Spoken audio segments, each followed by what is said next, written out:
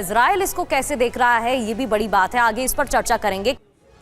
Trump Netanyahu में दूरियां बढ़ गई हैं। आप बयान सुन रहे थे डोनाल्ड ट्रंप का, उनकी तरफ से क्या कहा गया, एक बार इसको डिकोड करते हैं। अमेरिका बड़ा पार्टनर है, इजराइल बहुत छोटा पार्टनर है। संदेश क्या है? संदेश साफ है, अमेरिका दुनिया का सबसे ज्यादा ताकतवर देश है, सैन्य, आर्थिक और कूटनीतिक रूप से मजबूत है। इजराइल अमेरिका पर बहुत अधिक निर्भर करता है, ये बताने की कोशिश की गई है। इजराइल को अमेरिकी समर्थन की जरूरत ज्यादा है। बड़े फैसलों में अमेरिका की भूमिका प्रमुख और अहम है।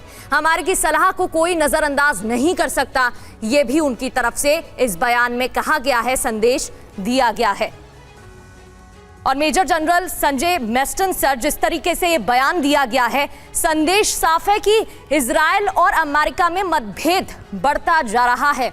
लेकिन अगर हम 14 सूत्रीय डील की बात करें तो उसमें एक पॉइंट यह भी है कि लेबनान में अलग अलग हिजबुल्लाह के ठिकानों पर, या फिर ये कहें कि लेबनान में हमले रोकने होंगे इजराइल को, और ये बात जब मानी जाएगी तभी एमओयू जो साइन किया गया है उस पर सहमति बनी रहेगी। अगर ऐसा नहीं हुआ है तो फिर से टकराव बढ़ सकता है। तो इजराइल इसको कैसे देखता है? क्योंकि अमेरिका तो कह देगा कि इजराइल हमारी बात मान ही नहीं रहा है, और उनके ये जो बयान सामने आ रहे हैं उससे टकराव भी दिख रहा है।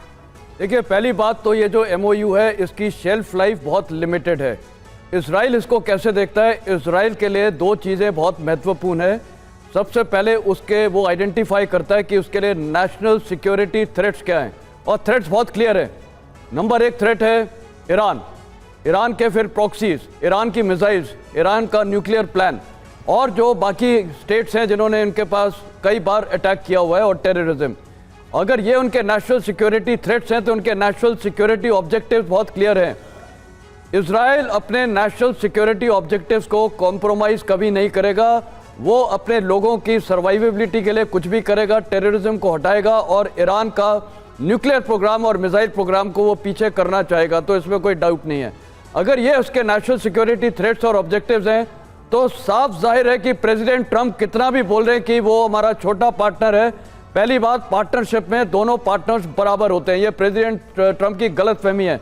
कल भारत के लिए भी वो बार बार यही बोलेंगे कि वो छोटा पार्टनर है। बिल्कुल, ये पार्टनरशिप में सब बराबर होते हैं। नंबर 2, ये यूनाइटेड स्टेट्स अगर ये बार बार चाहेगा कि उसका डोमिनेशन रहे, मेरे को लगता है इजराइल नहीं मानेगा। कारण यह है, प्राइम मिनिस्टर नेतन्याहू अपने लोगों को रिस्पॉन्सिबल हैं और वो अपनी सिक्योरिटी से कोई कॉम्प्रोमाइज़ नहीं करेंगे। ईरान चाहे कितना भी थ्रेट मार ले, लेकिन आज इजराइल ने अपने जो सदर्न लेबनान में उसने एक स्ट्रेटेजिक डेप्थ ले ली है, हिजबुल्लाह में, ये गाज़ा में भी ले ली है उसने तकरीबन 70%, ईरान में भी इसमें सीरिया में। और दूसरा, प्रेसिडेंट ट्रंप ने एक और चीज़ बोली है कि सीरिया जिस प्रकार हैंडल कर सकती है हिजबुल्लाह को उनके प्रेसिडेंट जोलान, उससे वो इजराइल सीखे। तो ये तो बेतुका, बिल्कुल out of the context statement है। बिल्कुल संजय मैस्टन सर, और कुल मिलाकर डोनाल्ड ट्रंप अपने बयान के जरिए खुद की प्रोमिनेंस दिखाने की कोशिश कर रहे हैं, एक तरह से खुद को बड़ा दिखाने की कोशिश कर रहे हैं। लेकिन हमने तो देख लिया वास्तविकता में, जब ईरान जो कि बहुत कमजोर है, जहां सब कुछ तबाह कर दिया गया, उसके सामने भी डोनाल्ड ट्रंप को शर्तों पर झुकना पड़ा। एक और बड़ी खबर, ईरान के मिसाइल प्रोग्राम पर ट्रंप का बयान। ईरान के पास कुछ मिसाइलें तो होनी चाहिए, अब डोनाल्ड ट्रंप ये बोल रहे हैं। पहले क्या बोल रहे थे? ना परमाणु ना मिसाइल, कुछ नहीं रहने देंगे। ईरान की मिसाइलें असल समस्या है ही नहीं, मिसाइलों से पूरे ग्रह को खतरा है नहीं।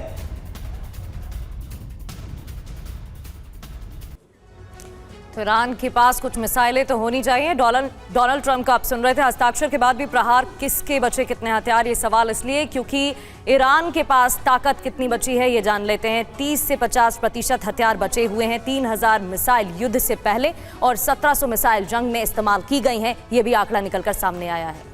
बिल्कुल, तो ये आंकड़े इस वक्त आपको हम दिखा रहे हैं। और इसके अलावा 70 से 80% अमेरिका की बात करें तो अभी हथियार बाकी हैं। 10,000 मिसाइल युद्ध से पहले और 4,000 से ज्यादा जो मिसाइल है उनका जंग के दौरान इस्तेमाल किया गया। ये दोनों तरफ से आंकड़े इस वक्त आपको हम दिखा रहे हैं कि आखिरकार किसकी तरफ से कितने हथियारों का इस्तेमाल किया गया और अभी भी कितना स्टॉक बचा हुआ है।